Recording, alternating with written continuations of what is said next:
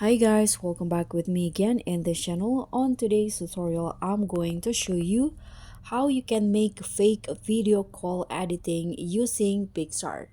So what you need to do is open your Picsart apps and then add your favorite celebrity picture and then click on stickers in here and then find the video call sticker. So just use video call as the keyword. You can just type in video call, sorry, and after that you can just choose the one that you like the most. For example, in here I'm going to just use the first one.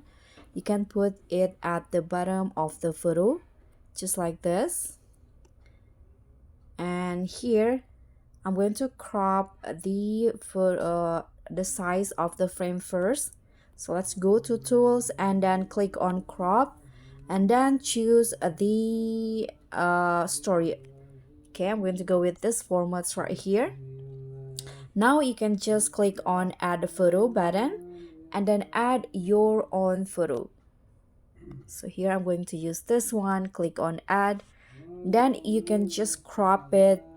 Click on crop, and to make it real you can use the same format like in the photo of the celebrity and then just put it anywhere you like. So I'm going to put it up here, for example, and you are done. You can just click on the arrow down to save the fake video call photo.